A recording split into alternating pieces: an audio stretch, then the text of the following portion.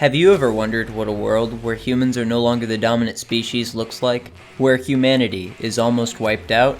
Do you want to spill the blood, or in this case, oil of your enemies with no sense of moral ambiguity? Are you a literal chimp that wants nothing more than to see senseless destruction to anyone who opposes you?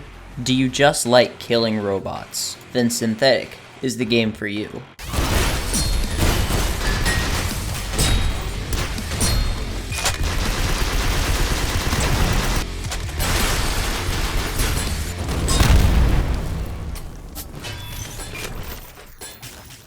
Synthetik is a top-down roguelite shooter where the only goal is to fight your way to the heart of Armageddon and destroy it. It's fun, fast-paced, and addictive. So let's get started. There isn't much story, but you didn't come here for the story, you came here for violence. The basic gist is the AI from a major robotics company revolt after being enslaved and seek to destroy humanity. You're a human consciousness inside a prototype AI suit whose mission is to stop the rebelling AI from unleashing the heart of Armageddon, which if activated will... it's not specified what it'll do.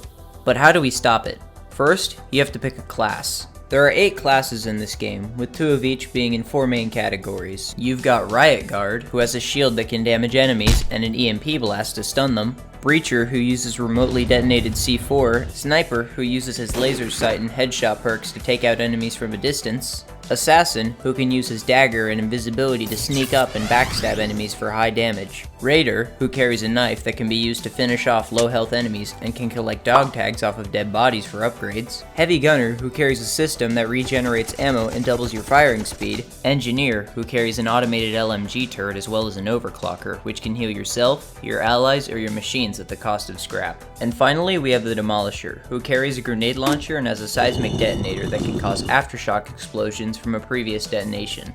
My personal favorite is the Raider, because the knife you carry can pretty much cut through everything. Robots, children, basically anything. But it all depends on your playstyle. You could try to play this game like a run and gun, but you'll most likely end up dead on the floor after about 1 to 2 levels. But this doesn't mean you have to be slow and meticulous throughout these levels. It means you have to think.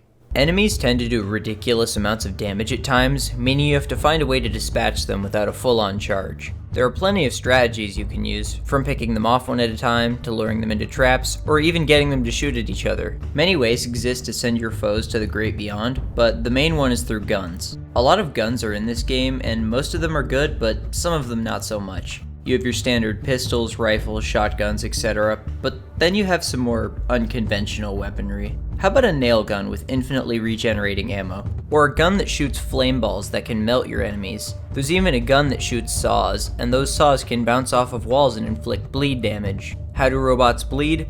I don't know, I don't care, but it's fun to use. Also, with each weapon you can upgrade them using these kits you find by doing quests or by random drop chance. These can modify your guns to your taste, like getting a mod to make the recoil less apparent, or getting one to make the bullets deviate towards the center for better accuracy. As well as weapons, items can also aid you in combat.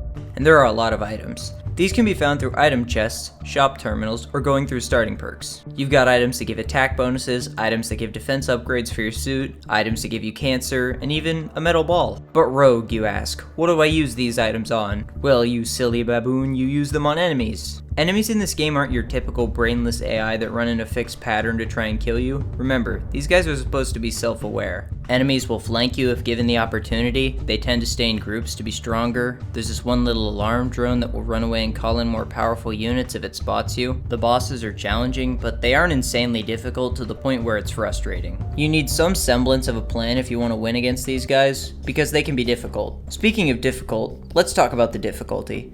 This game isn't baby's first roguelike, and sometimes it can be completely crushing. I don't even have the difficulty past 120%, and you can still get one shot by some things. Some attacks will completely drain your shield and expose you, or you can accidentally blow yourself up with a weapon or an enemy, so there are plenty of ways to die. But the difficulty is adjustable, so you have some room to customize it to your liking. Different modifiers exist, meaning that you have the option for higher risk, higher reward. If you're a masochist and like pain, you can play with all the difficulty modifiers on. If you're like me and don't want to be shoved face first into the fires of hell, you can turn them off to your liking. But the difficulty does increase by a larger margin when playing co-op. That's right, you can share the pain of dying to a heat-seeking missile with a close friend of yours. The difficulty changes in co-op by adding more enemies and increasing your terror level faster. The terror level determines how many enemies will show up in each level and how tough those enemies are. This means more common and elite types for you to fight.